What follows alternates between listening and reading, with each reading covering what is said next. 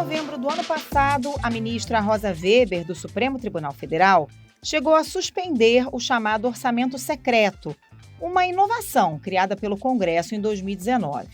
Essa decisão foi revista pelo próprio plenário da Corte, mas outra ordem continuou de pé. No fim do ano passado, o Supremo Tribunal Federal determinou que senadores e deputados federais deveriam informar a destinação do dinheiro liberado em 2020 e em 2021 através das emendas de relator, aquelas que ficaram conhecidas como orçamento secreto. A resposta do Congresso foi enviada hoje. O prazo havia se encerrado há quase 2 meses. Porém, só nessa semana, o presidente do Congresso, Rodrigo Pacheco, encaminhou os ofícios entregues pelos próprios parlamentares com os dados das suas emendas. Nem todo mundo seguiu o mesmo padrão e nem todos atenderam à determinação do Supremo. E a gente teve aí essa totalização de 404 parlamentares. Estamos falando de 340 deputados e 64 senadores. Como você bem disse, não chega, tem aí uma parte de parlamentares que não responderam. Apenas 68% do conjunto de deputados e senadores apresentaram as informações. Alguns, de fato, não receberam nada, mas outros receberam os recursos e simplesmente não responderam. Portanto, há ainda alguns bilhões de reais sem padrinho conhecido. Ainda assim, agora já dá para saber bastante coisa. Por exemplo, que o presidente da Câmara, Arthur Lira, expoente do Centrão e fiador do governo Bolsonaro, foi o mais beneficiado, com 347 milhões de reais. Eu não sei como um fato é secreto que você cadastra no site da Comissão Mista de Orçamento. Esse cadastramento ele é público, isso consta no sistema do Ministério, que ele é empenhado, que ele é liberado e que ele tem toda a fiscalização dos órgãos de controle do país. Será mesmo? O que o envio dos ofícios dos parlamentares ao STF revela sobre os maiores beneficiados pelo orçamento secreto? Só o Centrão se beneficiou ou a chamada tropa de choque bolsonarista também se deu bem? E por que os líderes partidários e os caciques no Congresso dificultam tanto a apresentação desses dados? Eu sou o Roberto Maltic, estou com a Carolina Moran e nesse episódio conversamos com o repórter Eduardo Gonçalves, que participou de um amplo levantamento da sucursal de Brasília sobre o detalhamento dessas informações, e com o repórter Patrick Camporês, que analisa a falta de fiscalização no uso desses recursos. Fique com a gente.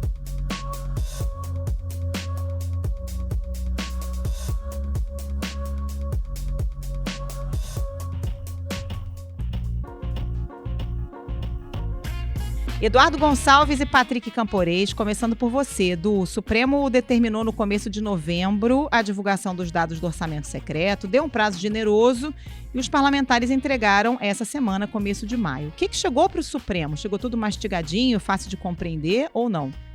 Não, na verdade chegou um calhamaço assim, de ofícios e documentos. Na verdade foi até meio que uma bagunça, que a gente está se debruçando aqui, né, nesse material desde segunda-feira à noite, pegando planilha, quebrando planilha, planilhando de novo. Veio uma coisa meio disforme, assim, cada deputado, cada senador mandou de uma forma diferente, não tinha um padrão específico. Então tem deputado que colocou direitinho ali, ó, quanto que foi a emenda, qual que era o número da emenda, foi para qual cidade, para qual programa, se o valor foi empenhado, se já foi executado e tal. Tem gente que mandou direitinho. Agora tem gente que mandou, por exemplo, uma planilha mais genérica, dizendo assim, ó, foram recursos para o Ministério da Saúde. Não indicou para qual cidade foi, se o dinheiro realmente foi executado ou não. Enfim, cada deputado e senador ali mandou de um jeito diferente, sabe? A gente tem até o caso, por exemplo, do Alcolumbre, né? Que foi um dos maiores padrinhos aí de emendas, até quando foi presidente do Senado e do Congresso. Ele mandou uma planilha dizendo os programas das emendas que ele apoiou. Por exemplo, eu apoiei emendas para pavimentação nacional. Enfim, e não indicou ali para qual cidade, para qual reduto que ele mandou. E aí ficou aquela coisa super genérica ali, se você fazia os cálculos, dava um número gigantesco de quase 17 bilhões, por exemplo, em emendas, assim. Enfim, é uma coisa que a gente ainda está depurando aqui para ver o que é direitinho, o que não é. Enfim, que está demandando trabalho aqui de toda a redação. Bom, e aí, Patrick, pelo que consta, né, para os deputados também é uma informação muito nobre, essa informação sobre quem fatura mais com orçamento secreto dentro do Congresso Nacional. E claramente existe uma hierarquia em relação a quem tem direito não ao dinheiro, mas direito a essa informação. Quem dá as cartas na organização desse sistema, que parece caótico, mas na verdade ele é organizado de tal forma para que realmente exista uma casta, né, dona do cofre. Pois é. Existe uma figura dentro de toda essa estrutura do orçamento secreto que é o relator geral do orçamento. É ele quem pega os ofícios dos parlamentares com os pedidos, as necessidades de obras e tudo mais, recursos, e manda para o Ministério empenhar. Mas o que acontece? Se eu sou um parlamentar lá da oposição, chego para o relator, entrego lá um ofício, olha, eu quero uma obra na prefeitura X. O relator vai olhar e vai falar, poxa, não está dentro da sua cota. De onde que vai sair esse dinheiro? De qual partido e qual vai ser a cota? Se esse parlamentar é de um partido da oposição, possivelmente não vai ter essa cota dentro da estrutura e não vai conseguir mandar o dinheiro. Mas, no fim das contas, quem dá as cartas é o presidente da Câmara, Arthur Lira, e a Casa Civil com o Ciro Nogueira, né? Eles que organizam essa estrutura, dividem o dinheiro entre os líderes partidários, que, por sua vez, dividem os recursos com cada parlamentar e de acordo com a conveniência de cada líder, né? O que a gente vê dentro dessa estrutura toda é cada um tentando pegar uma parte maior do orçamento. A gente vê quem está mais próximo do governo mandando na casa de centenas de milhões de reais. A gente vê os líderes partidários, todos eles que têm acesso a esse recurso, eles mandam mais dinheiro do que os próprios deputados. Então, muitas vezes, os deputados que não têm cargo de liderança, não têm cargo importante, não têm tanta proximidade com o governo, eles se estapeiam pelo que sobra de recursos, digamos assim. Por isso mesmo que os líderes eles mantêm as 7 chaves, essas informações, e não distribuem, não dão transparência para essas planilhas, né? Porque senão um deputado ia brigar com o outro, porque um teve mais acesso a recursos do que o outro, e isso ia gerar uma crise enorme dentro do próprio parlamento. É o que a gente está vendo, inclusive, agora com a divulgação desses ofícios, né, do Supremo Tribunal Federal. Um deputado olha, eu sou de um estado tal, eu tive acesso a tanto de recurso, mas o meu colega que é do outro partido teve o triplo disso. Como que pode, se o orçamento é o mesmo e todo orçamento da União? Eduardo, vamos destrinchar esses números? O STF pediu informações sobre um universo de 36,4 bilhões. Os documentos que foram entregues à ministra Rosa Weber dão conta de quanto desse valor? E aí, quem são os campeões? Tem surpresa aí nesse ranking? Não tem muitas surpresas, né? Desse universo de 36 bilhões, que era o valor reservado para as emendas chamadas aí de RP9 e tal, que é as emendas de relator do orçamento secreto, o que a gente contabilizou aqui de todos, do que foi mandado ao STF, deu 11 bilhões. E aí, ou seja, 70% desse orçamento secreto ainda continua secreto, né? E desses 11 bilhões, do que a gente mapeou, é que o que tinha de informação que mandou ofício dizendo para onde tinha mandado emenda, ou até que não tinha mandado emenda, foram 404 parlamentares, né? Aí conta tanto deputados como senadores. Ou seja, 190 aí parlamentares não prestaram as contas ainda pro STF, como havia sido determinado aí pelo Supremo. A Rosa Weber autorizou a execução das emendas de relator, mas manteve a decisão de que o dinheiro liberado este ano, em 2020, tem destino e nome que precisam ser identificados.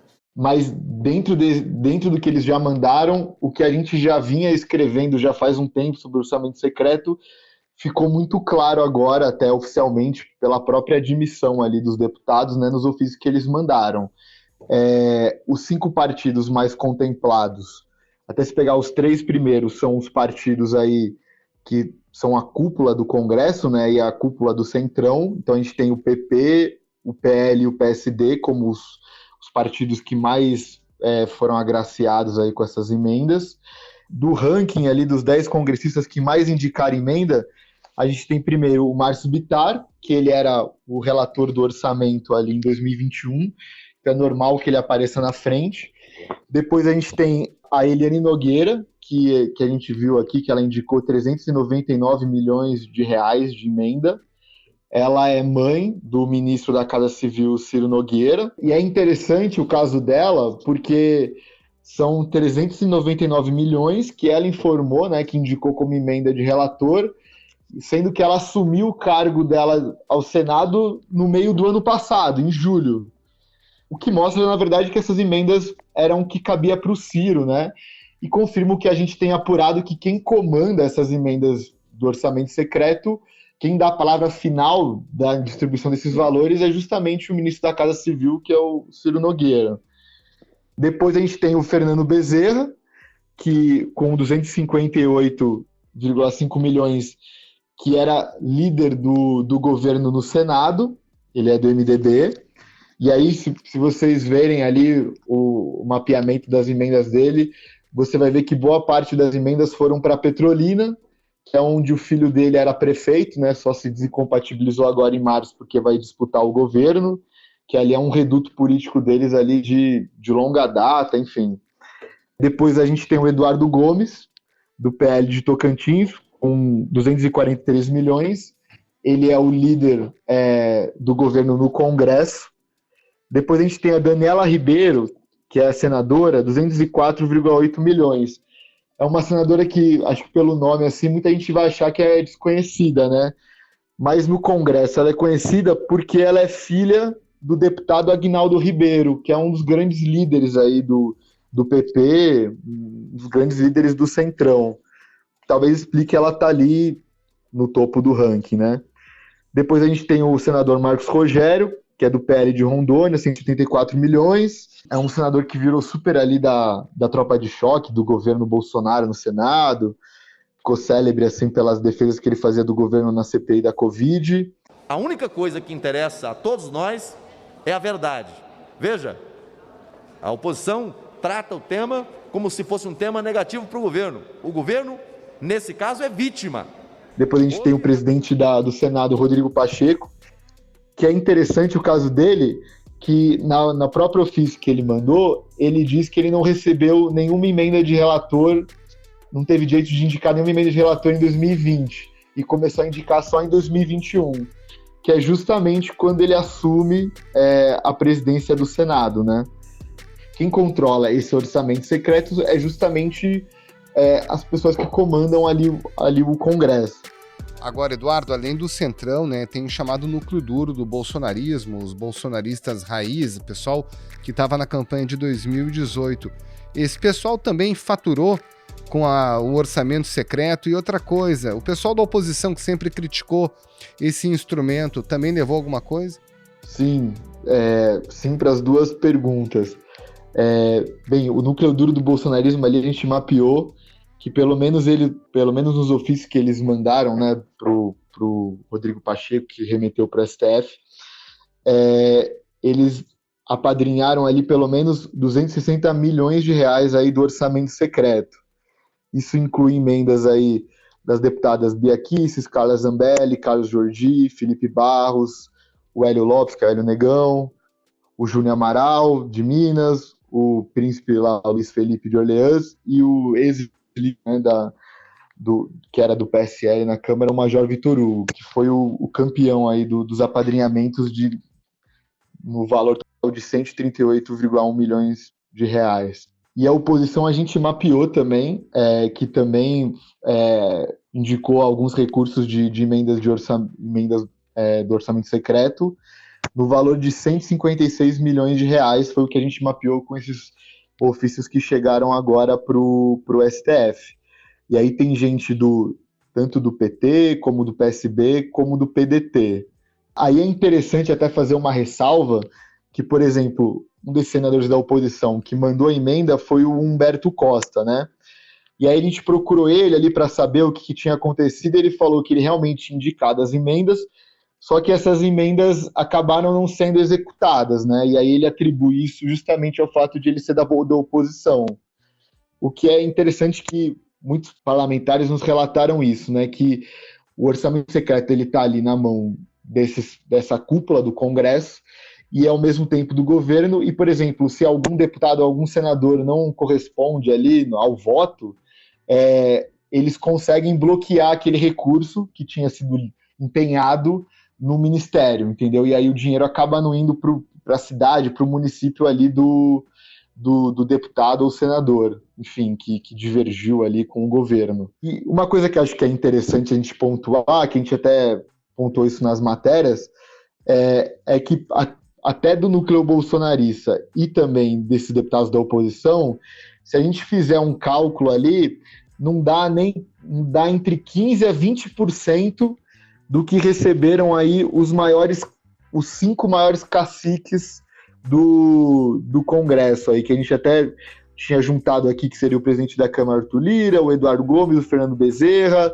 o Rodrigo Pacheco, que são os líderes aí, dava quase R$1 bilhão de emenda que eles tinham indicado para os seus redutos, o que é uma grande disparidade aí, e mostra que é isso, quem tem o poder é o dono ali do cofre, ali, principalmente desse orçamento aí que é distribuído por critérios puramente políticos. Ô Patrick, chamou a atenção uma frase do presidente do Senado que disse que a liberação desses recursos seguiu o critério de análise das demandas de cada cidade. Mas você acompanha essa articulação há muito tempo, não é exatamente esse o critério que norteia a liberação desses recursos, né? De forma alguma, não tem critério técnico nenhum.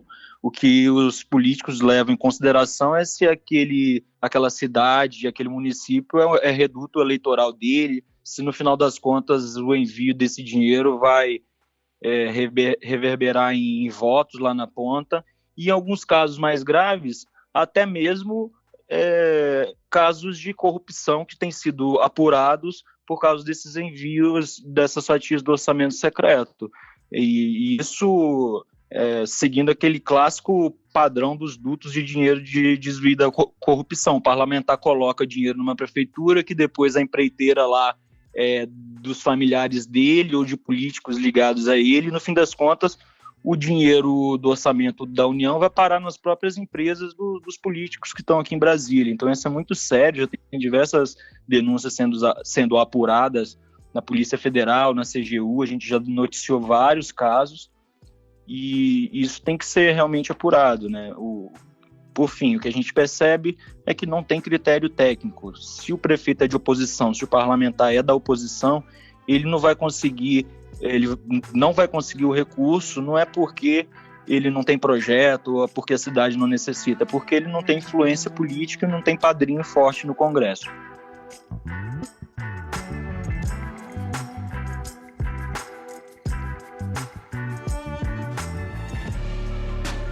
Agora, gente, falando do que ainda não apareceu.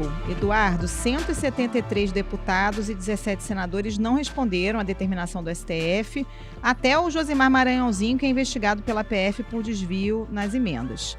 Considerando que a soma dos valores entregues não bate com os 36 bilhões totais, dá para cravar que tem muita gente ainda que não cumpriu a decisão do STF, e se não cumprir vai ficar por isso mesmo? Essa pergunta vale ouro aqui, é o que a gente está se perguntando, é o que a gente está questionando aí o presidente do Congresso, que é o Rodrigo Pacheco, que está centralizando essas informações, né? Com certeza, a gente até fez um mapeamento aqui, porque a gente já tinha soltado várias listas de gente que tinha indicado emendas de orçamento secreto, e vimos que, cruzando essas listas, a gente viu que pelo menos tem 62 parlamentares aí que indicaram emendas de orçamento secreto e não mandaram nenhum ofício agora para o STF. Ou seja, o que a gente subentende é que continuam omitindo essas informações, né? A gente foi questionar o Pacheco sobre isso, ele falou que ainda está aberto ainda para receber esses documentos, que assim que ele receber, ele envia para o Supremo. O que também a gente pode dizer é que dentro desses 190 aí, que não responderam aos ofícios, tem muita gente também que é da oposição que pode não ter respondido porque não teve direito a indicar nenhuma emenda. Isso também está dentro desse cálculo, né? Mas, como você citou, o próprio deputado Josimar Maranhãozinho, que está sendo investigado aí na Polícia Federal por desvio de emendas parlamentares que foram mandadas lá para cidades do Maranhão, cidades que eram governadas ali por parentes dele, ele não mandou nenhum ofício para o Pacheco e, por consequência, para o STF. A Polícia Federal vê indícios de que empresas ligadas a Maranhãozinho e a empresas de fachada receberam verbas. Os investigadores estimam um prejuízo de 15 milhões de reais aos cofres públicos. E aí a gente não sabe quais emendas que ele chegou a indicar, ou quais emendas ele foi padrinho dentro do orçamento secreto.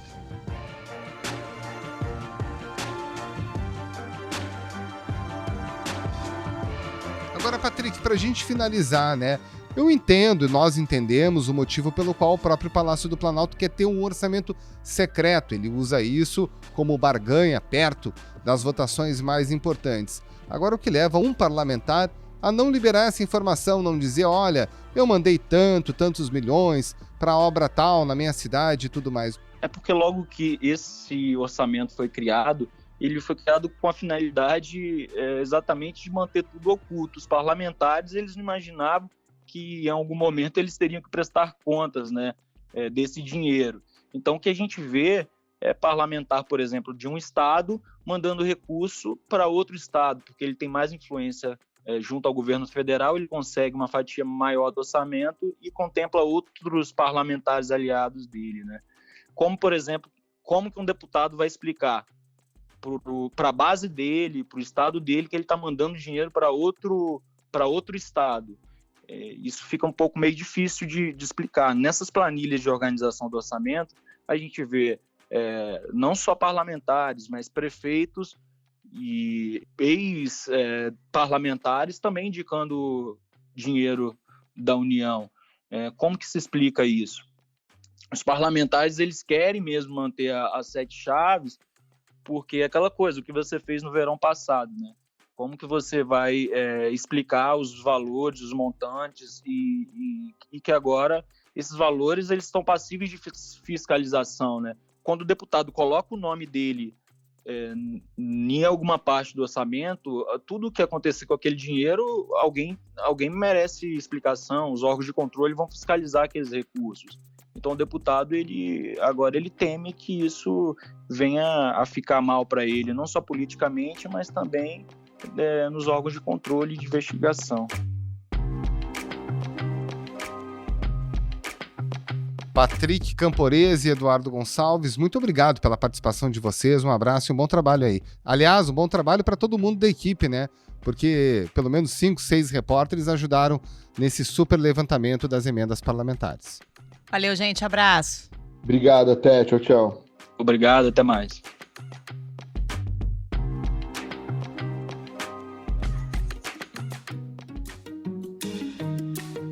Esse foi o Ponto de hoje, o podcast diário da redação do Globo. Nessa conversa a gente conta com a participação de toda a equipe do jornal, as mesmas pessoas que levam até você informação e análise de qualidade todos os dias. Quer saber mais? Assine o Globo. Acesse assineoglobo.com.br e confira todas as notícias e reportagens especiais. Nesse episódio, além dos áudios da TV Globo, a gente utilizou o áudio do SBT. A produção foi da Vitória Alves e a edição do Luan Oliveira. Tchau. Até mais.